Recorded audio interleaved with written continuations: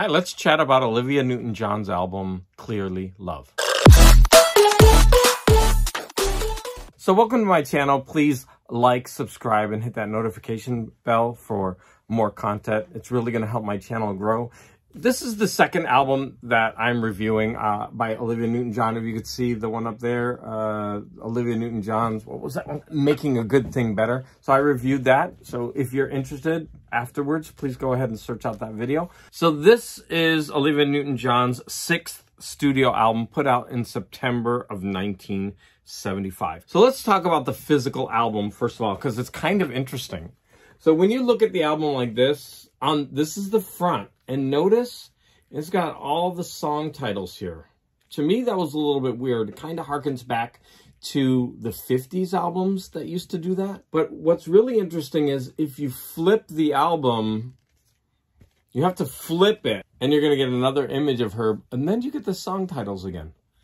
It's weird. It's like the covers could be interchangeable. And just like her other album that I reviewed, there is a gatefold. This gatefold is a little bit more acceptable because in the last one, it was basically just lyrics. But here at least we have pictures of her, so we get a little bit more. I still don't think this is a great way to use the gatefold. Right?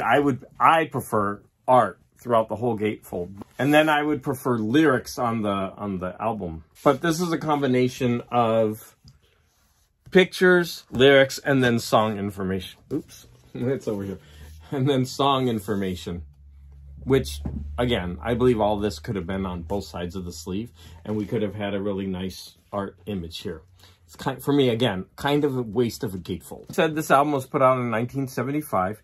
And it had 2 hits on the country chart. But this is the album that started a decline for her all the way until Grease in 1978. This album has 5 songs on side 1 and 6 songs on side 2. So on this album, she didn't write any of the songs, unlike in this album where I believe she wrote 2. So let's go through the songs and let's talk about them. So side 1, the first song is Something Better to Do. And that was written by John Farrar. Let me just go ahead and combine this song with the last song on the side 1, which is Sailin' Tomorrow. This is also written by John Farrar. Now, John Farrar produced and arranged the album.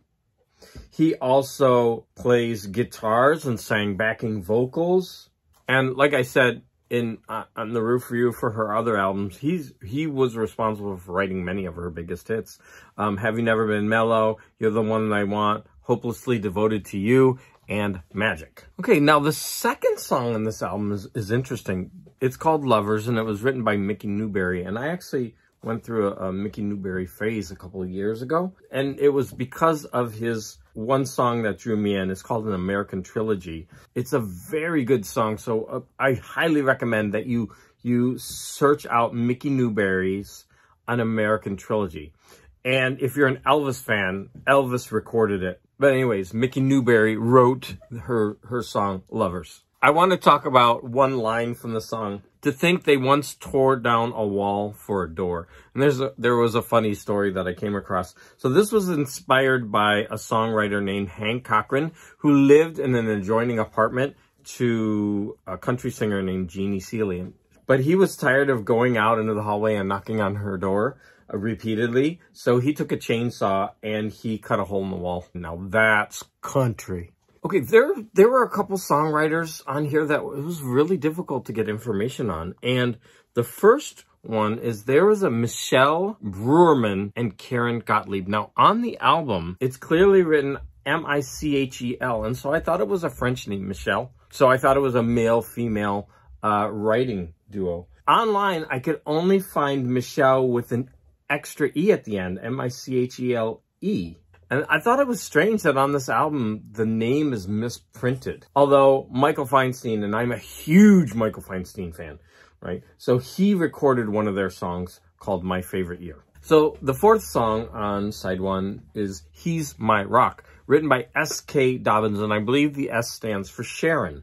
So S.K. Dobbins wrote many songs for George Jones, and this song was originally written as She's My Rock. The gender changes depending on whoever sings it. The song is pretty country itself because it's like a Dolly Parton, Jolene type of song where the narrator is confronted about the seedy past of his or her partner, but the narrator or the singer of the song strongly defends that against the disreputable character of the attacker in the song.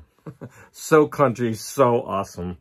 Now, the first song on side 2 is Crying, Laughing, Loving Lion, and this one was written by Labi Siffre. Now, the only thing I really knew about Labi Siffre before this, 2 things. One, I heard him mentioned in another vinyl community member's posts.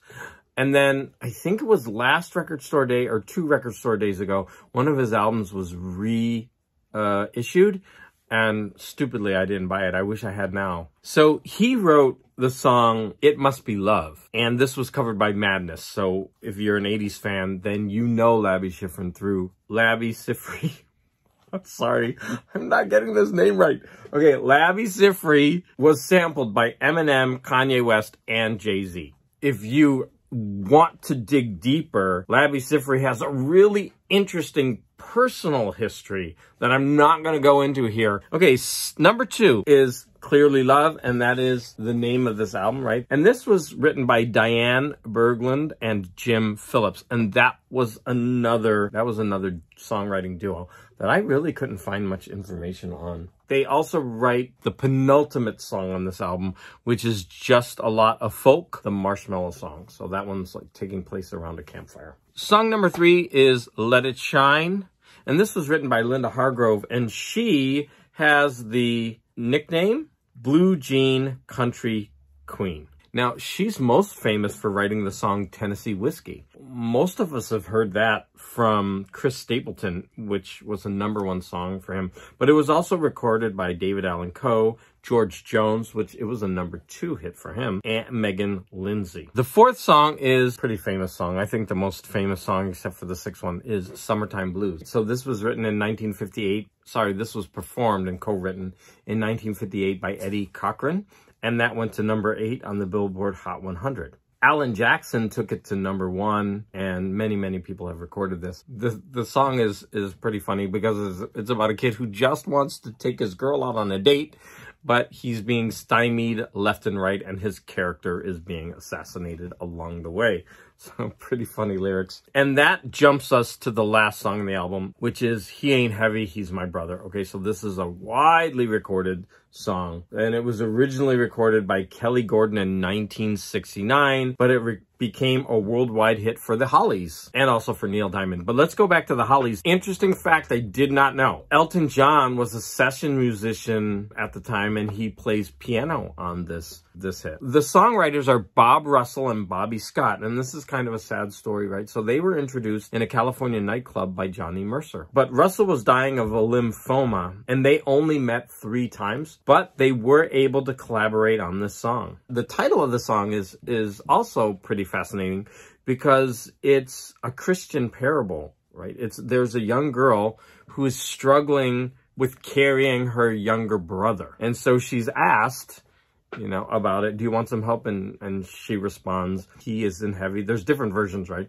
He isn't heavy. He's my brother. In the end, is this album worth listening to? Yes. Even though there aren't any hits, there's some really beautiful versions of songs on here. And from the first song, which is Something Better to Do, it really drew me in. And by the way, her vocal style here is much different than on that one. It is a lot more country. It's a very different listening experience than if you go to her later pop stuff.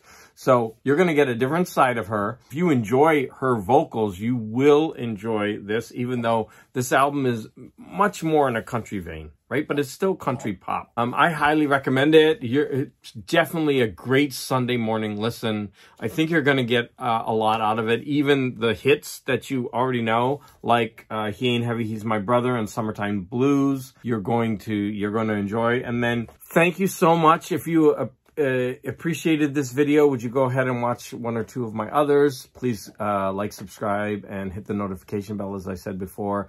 This will help my channel grow, and I look forward to seeing you again for my next Bargain Bin album review.